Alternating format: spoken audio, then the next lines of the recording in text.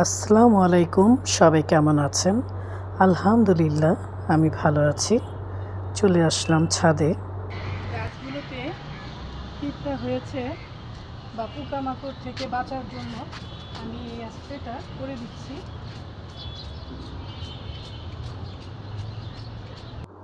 আমি দুইটা জিনিস দিয়ে এই উপকরণটি বানিয়ে নিয়েছি। মরিচের গুঁড়ো আর জেট পাউডার দিয়ে আমি এই উপকরণটি বানিয়ে নিয়েছি। এখন সব গাছে দিয়ে দিব। লাউ গাছেও দিয়ে দিচ্ছি।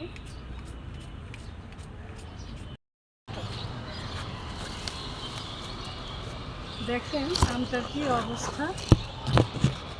এখন এটা কেটে ফেলতে হবে। এই আমটা কি হইল? হ্যাঁ, এখন এই আমটা আমার কেটে ফেলতে হবে।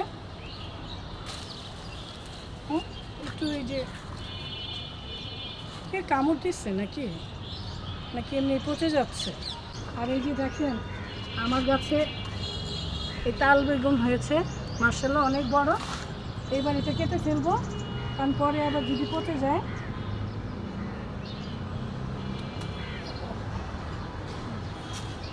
এই যে বেগুনটা মাশাআল্লাহ দিলে বেশ বড়। এবার বেগুনটা ভালো হয়েছে, একদম ফ্রেশ। কালকে রাতেই পানি দিয়েছি, দেখেন মাটিগুলো কেমন শুকিয়ে গেছে, তাই আবারও পানি দিয়ে দিচ্ছি।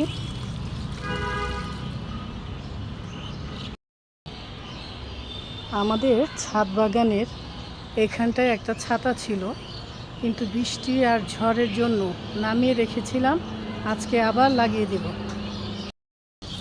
এই তো ছাতাটা মেলা হলো, অনেক বড় ছাতা, একটু ছিঁড়েও গেছে, রেখে দেওয়াতে আপনাদের ভাইয়া এখন লাগাই দিবে। এটা তো আর আমার পক্ষে সম্ভব না। অনেক দিন পর ছাতাটা সেট করলাম, কি সুন্দর লাগছে দেখতে। তাই একটু ছাতার নিচে দাঁড়িয়ে ভিডিও করে নিচ্ছি, ছবি তুলে নিচ্ছি। এমন সুন্দর ছাদ বাগান থাকলে বাইরে যেতে হয় বলেন? আজকে আমাদের ছাদটা কি সুন্দর লাগছে, আর এই ছাউনির নিচেও কত সুন্দর লাগছে। লুকিং গ্লাসের চারপাশে আমি ফ্লাওয়ার দিয়ে দিয়েছি। আর আজকে কি রান্না করব চলেন দেখি।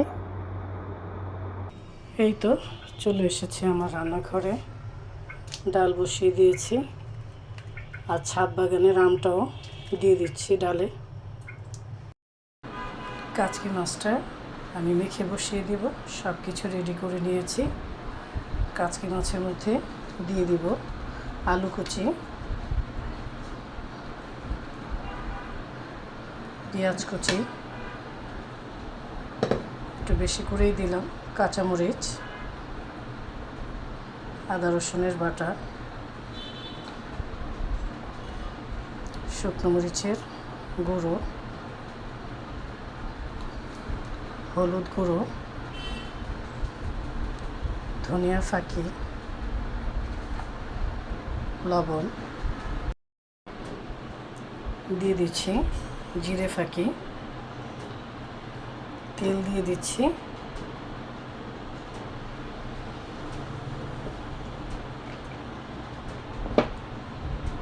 এখন সব কিছু ভালো করে মেখে অল্প একটু পানি দিয়ে আমি চুলায় বসিয়ে দিব। চচ্চড়িতে কোনো ঝামেলা নেই, আর খেতেও অনেক ভালো লাগে।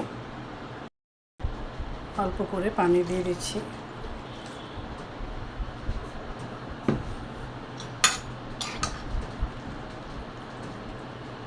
এখন চুলায় বসিয়ে দিব।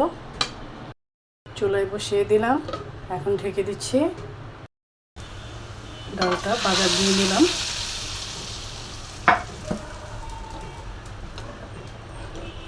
ডাল ছাড়া আবার আমার ঘরে একদমই চলে না। আজকে আমের ডাল আর চচ্চড়ি খেতে কিন্তু দারুণ লাগবে। চচ্চড়িটা একটু উল্টে পাল্টে দিচ্ছি, ঢেকে দিচ্ছি। ডালটা একটু ভালো করে বলকানিয়ে নিচ্ছি। দেখি চচ্চড়িটার কী অবস্থা। এতক্ষণে তো হয়ে যাওয়ার কথা, কারণ এটা বেশি সময় লাগে না। এখন একটা বাটিতে উঠিয়ে নিচ্ছি।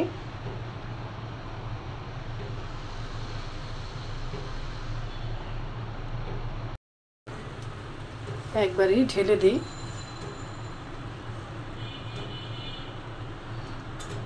এই তো হয়ে গেল চচ্চড়ি কাচকি মাছের।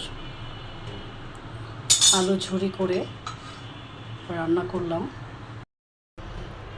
আর আমের ডাল গরম গরম ভাতের সাথে খেতে কিন্তু দারুণ লাগবে।